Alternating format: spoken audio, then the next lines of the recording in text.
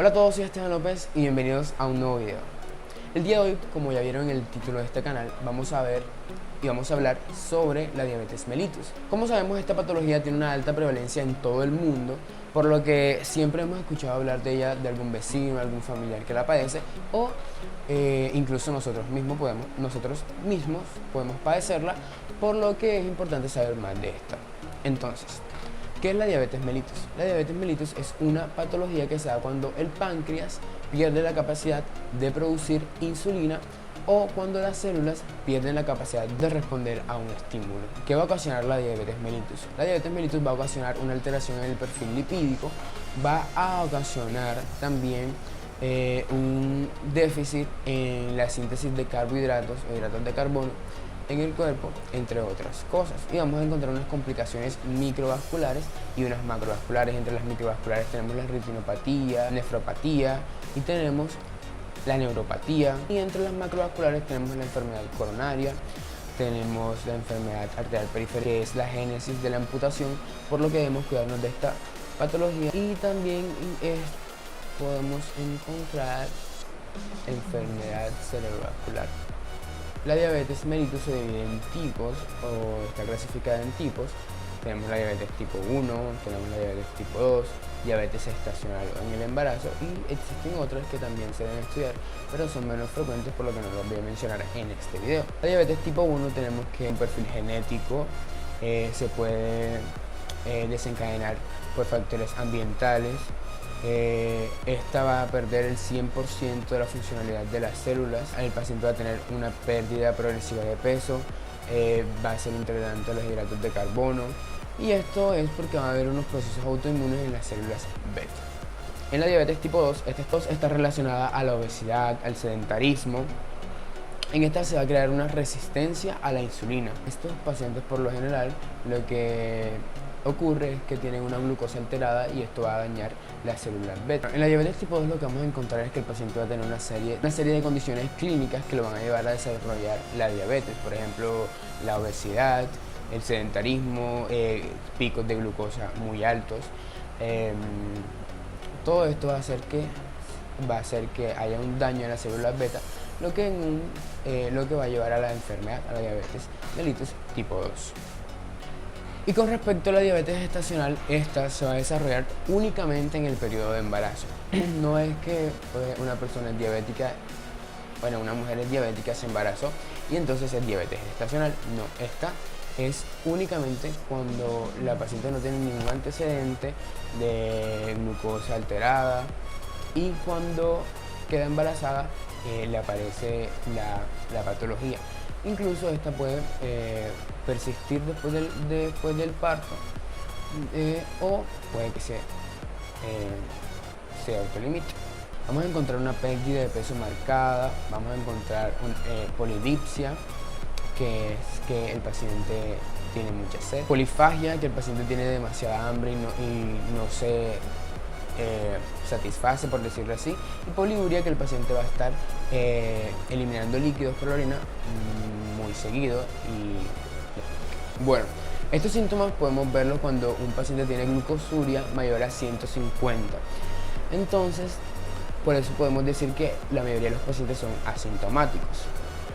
Bueno, entonces ahora, para que entiendan un poco, vamos a explicar cómo actúa la insulina en el cuerpo. Entonces tenemos la célula en su superficie, en su membrana, va a tener un receptor para la insulina. Entonces, cuando la insulina llega a la célula y toca el receptor, este va a enviar una señal al núcleo de la célula, que va a hacer que una proteína viaje hasta la membrana y haga que se abra la membrana para que entre la glucosa. Esta proteína que viaja desde el núcleo hasta la periferia para que se abra la membrana se llama gluten 4, la que va a permitir que entre la glucosa. Cuando hay una alteración a nivel de la insulina, de los receptores, en todo eso, lo que va a pasar es que no va a llegar esa información al núcleo, no se va a enviar el gluten 4 y no va a entrar la glucosa al cuerpo, que esto es una explicación de por qué el paciente pierde mucho peso. Bueno, el valor normal de la glucosa en sangre es de 60 a 100, o sea, entre ese parámetro puede ser 65, 70, hasta 100. Entonces, lo de primero que debemos hacer con el paciente es hacerle una glucometría. Una glucometría, a ver cuánto tiene los niveles de glucosa. Bueno, entonces, ¿cómo diagnosticamos la diabetes?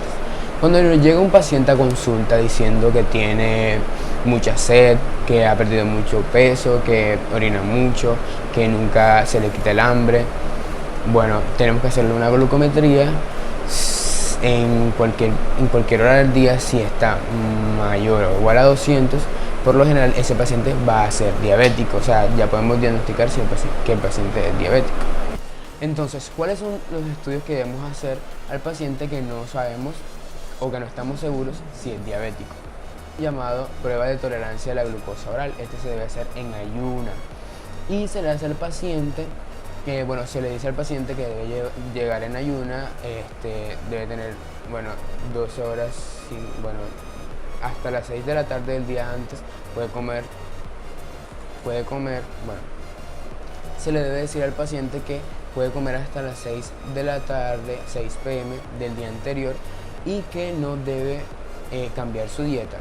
Entonces, se le va a dar una carga de 75 gramos de glucosa en medio vaso de agua, y antes de los 5 minutos se le debe hacer la glucometría para ver en cuánto tiene la glucosa. Luego a las 2 horas otra vez se le debe tomar la glucometría a ver cómo interactúa esa glucosa en su cuerpo.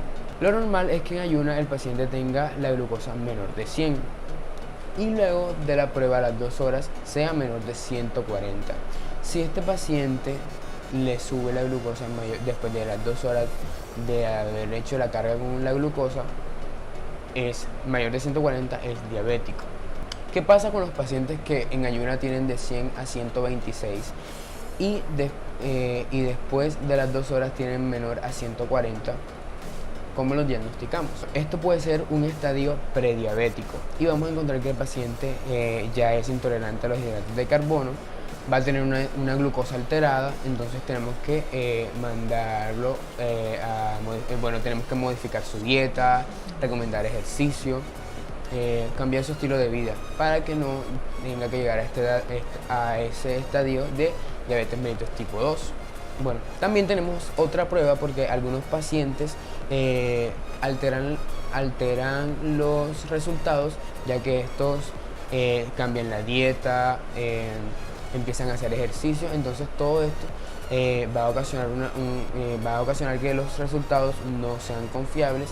Y tenemos la hemoglobina glicosilada, que esta sí va a ser una prueba certera de que el paciente es diabético, porque esta no se puede modificar una semana antes. Bueno, el valor normal de este examen de la hemoglobina glicosilada es menor al 5%. Por lo general en los diabéticos siempre la vamos a encontrar entre 6% y 7%. Entonces, si encontramos ese resultado, vamos a poder diagnosticar al paciente con diabetes. Bueno, en resumen, ¿cuáles son las pruebas que se deben hacer para diagnosticar a un paciente? Tenemos la glucosa en ayuna, la carga de glucosa y la hemoglobina glicosilada. Estas son las tres pruebas que nos pueden diagnosticar certeramente y confiable que un paciente es diabético, además de la clínica, que es la que nos hace sospechar, e ir por ese camino. Esto es un breve resumen y como lo más relevante que puedo decir de la patología, porque no quiero que el video se extienda mucho. Entonces, para finalizar, voy a dar unas metas que tenemos para los pacientes diabéticos. Cómo debemos manejar todos esos niveles, todos esos valores en los pacientes diabéticos. Debemos tener una glicemia en ayunas menor a 130 prandial. 2 horas postprandial no puede ser mayor a 180, o sea, 2 horas después del almuerzo. No puede estar la glucosa mayor a 180. La hemoglobina glicosilada debe ser menor a 7%. Bueno, con respecto al colesterol, debemos tener el LDL menor de 100 y si ha tenido enfermedad coronaria menor de 70, y el HDL mayor de 40 en hombres y mayor de 50 en mujeres. El valor de los triglicéridos debe estar menor a 105 y pasar al paciente que tenía una microalbuminuria a una normoalbuminuria. Esas son las metas que se deben tener en un paciente diabético para mantenerlo controlado y con una buena calidad de vida, por decirlo así. Lo siguiente de esta patología sería el tratamiento, pero no voy a hablar de él todavía, solo definiciones y más que todo lo relevante de la patología. Entonces, Eso es todo por el video de hoy, espero que les haya gustado mucho. Si creen que me faltó algo, que se me escapó algo, por favor déjenlo en los comentarios. Si tienen alguna duda también escríbanlo en los comentarios, yo trataré de responderlo. Y espero que les haya gustado mucho este video.